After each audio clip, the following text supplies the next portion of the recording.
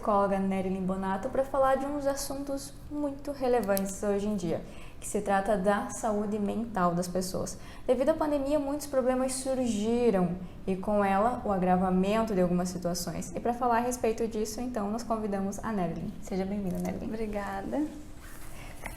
Nerilyn, para começar, quais os principais problemas que surgiram com a pandemia, os problemas mentais que surgiram com a pandemia ou que se intensificaram com ela? Então, eu vou falar a respeito da minha experiência vivida academicamente. Estava no último semestre da faculdade e para nós também era algo muito novo. Então, da minha parte, eu queria fazer alguma coisa para ajudar as pessoas de certa forma. Então, eu participei do teleatendimento, que era um projeto entre a UPF e a Prefeitura de Passo Fundo, que era para orientar as pessoas sobre o Covid, dar um acolhimento psicológico para elas. E os casos que mais surgiram foi a ansiedade, né? Tanto por conta do momento novo que estava vivendo, as incertezas, a falta de contato físico com os familiares, o medo do contágio também. Então, são sintomas que vão se agravando ao longo do tempo. Então, a ansiedade foi algo que mais se intensificou, o que mais a gente atendeu.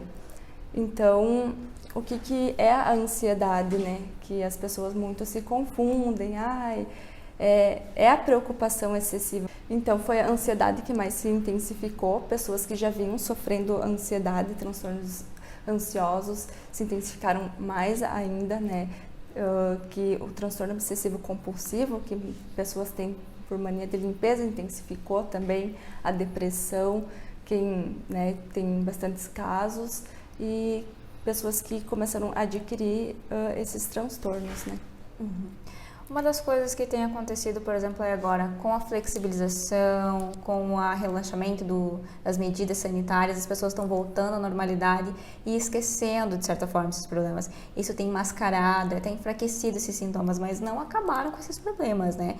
E qual que é o impacto disso na vida do indivíduo que sai para a sociedade ainda sofrendo de ansiedade, ainda sofrendo de transtornos mentais, ainda sofrendo de síndromes? Qual que é o impacto disso na vida deles? Então, é exatamente isso que acontece, né? As pessoas flexibilizou, muitas pessoas pararam de fazer o tratamento psicológico e quando chega no seu limite, volta para o atendimento já muito mais grave do que estava os sintomas, né? Por exemplo, a ansiedade, que hoje o Brasil está em primeiro lugar de pessoas com mais transtornos ansiosos, são 9,3%, né? Bastante. E o que acomete mais em mulheres. Mas o que acontece? As pessoas acham que está tudo bem, daí não vão mais nos atendimentos. Isso acaba tornando outros sintomas. Por exemplo, tá ali com uma ansiedade, né? Tem crise de ansiedade. Isso pode acarretar, no caso, em ataque de pânico, que é um pouco mais grave que a ansiedade. Dali a pouco você precisava apenas de psicoterapia, daqui a pouco vai ter que começar a fazer uso de medicamentos, tá fazendo consultas psiquiátricas, né? É nesse sentido. Qual que é a importância de reconhecer esses pequenos sintomas, os pequenos sinais dessa ansiedade e começar a tratar logo e não ficar levando nas coxas, digamos assim? Pois então, a ansiedade para nós, até certo ponto, é bom, porque ela nos remete a certo perigo. É normal a gente ter um evento importante e se sentir ansioso, né, com esse evento. Só que quando essa ansiedade se potencializa, que tu começa a acarretar de forma negativa nos teus relacionamentos, no teu emprego, por exemplo, né, que dá sudorese, palpitação, começa a transformar isso em sintomas físicos, isso já é um sintoma agravante para procurar ajuda, porque dali a pouco você acha que tá tudo sob controle, que você vai dar conta disso e se transforma ali daqui a pouco numa síndrome do pânico, que daí você vai ter que fazer acompanhamentos, né, psiquiátricos, né, que então a síndrome do pânico é como se tivesse um ataque cardíaco, e parece que está dando, muitas pessoas dizem que parece que está dando infarto, né? Começa a dizer, eu estou tendo um infarto por causa decorrente da falta de ar muito agravada. Essas datas comemorativas, em especial a Páscoa que a gente teve recentemente, o Dia das Mães que estão se aproximando, elas podem intensificar também esses sintomas, porque muitas dessas famílias perderam entes queridos, tiveram grandes perdas, isso pode intensificar esses sintomas? Tem os dois lados da moeda, né? Eu sempre digo, porque vai de cada pessoa. Tem pessoas que se sentem bem ao lado, porque começa a junção em família e se sentem acolhidas, e tem outras pessoas que já se retiram porque perdeu aquele ente querido, né? E que não consegue mais se misturar, digamos, em ambientes familiares, porque lembra desse ente, né? E se retira desses ambientes. Ou que mascara, como você mesmo disse, os sintomas, finge que está tudo bem e não está. Então, a data comemorativa, sim, tem o seu lado positivo e o seu lado negativo, que faz lembrar daquelas pessoas que já se foram, mas eu acredito muito que daqui a pouco vai ajudar, porque reúne a família, tem o acolhimento da família, dos amigos, nessas datas comemorativas. Eu acredito que tem, sim, uma positividade aí, né, nessas junções em família. Uma das coisas que também foi afetada, segundo algumas pesquisas, fortemente foi o sono das pessoas durante a pandemia. Qual que é o impacto na vida de uma pessoa de não dormir direito? O que isso acarreta na saúde? Qual a importância de uma boa noite de sono e como isso afeta o nosso psicológico? Quando você não tem uma boa noite de sono, o seu dia não rende, né? E como eu já falei, essas crises de ansiedade, os ataques do pânico, principalmente o ataque do pânico acontece à noite, né? Então, se tu não tiver uma boa noite de sono, isso vai acarretar, de certa forma, negativa na vida da pessoa, né? Nas relações familiares, na relação conjugal, no trabalho. Então, acarreta nos relacionamentos tanto sociais como pessoal, né? Então, sim, a gente precisa de uma noite de sono para a gente ter concentração também durante o dia, para a gente ser produtivo durante o dia. E quando isso não acontece, a gente começa a ficar sobrecarregado, né? Tu atua nas mais variadas áreas da psicologia. O que tu tem visto ultimamente assim no Metoque? Quais são os problemas que mais têm acontecido? Quais os motivos que mais têm levado as pessoas ao teu consultório? O que aconteceu é a baixa autoestima, ansiedade também. Então a gente trabalha muito, né, a questão de que hoje as pessoas utilizam muito as redes sociais para mostrar o quanto estão felizes, né?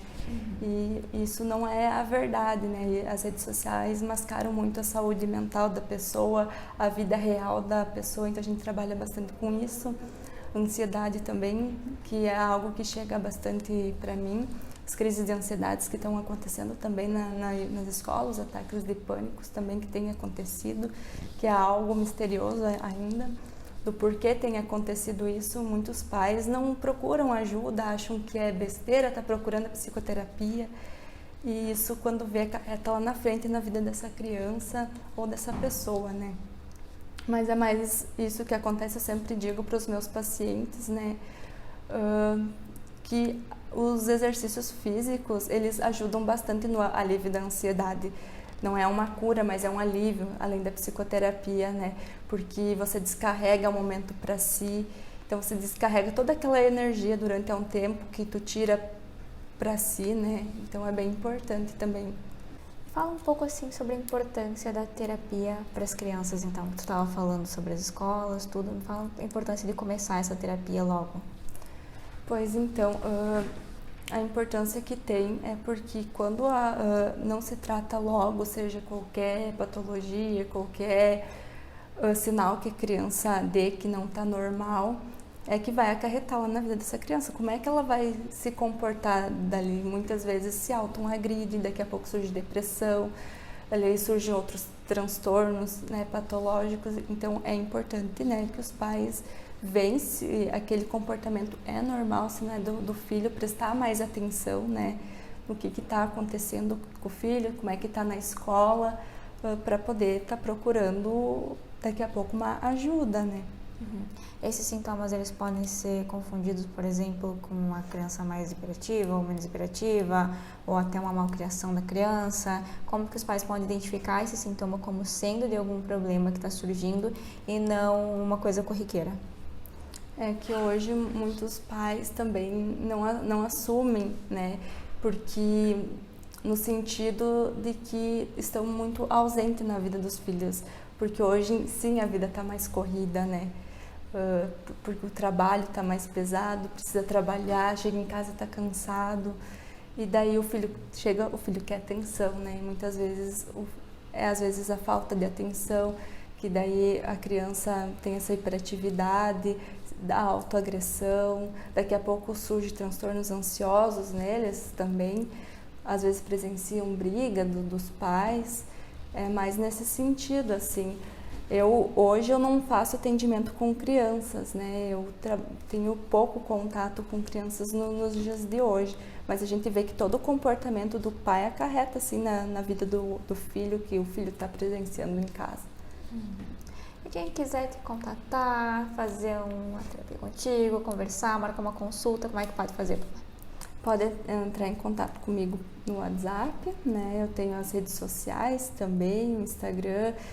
Hoje ainda estou com poucos horários de atendimento devido que eu não trabalho só na área clínica, eu trabalho na PAI, eu faço perícia, então a gente tem que dar um suporte bem grande para todas essas áreas. Tem áreas de estudo que a gente não pode só abraçar tudo, mas a gente tem que estudar também, cada caso é um caso. E seria isso, né? Então, ok, então. Muito obrigada Eu pela sua presença agradeço. aqui e pela sua disponibilidade de conversar conosco.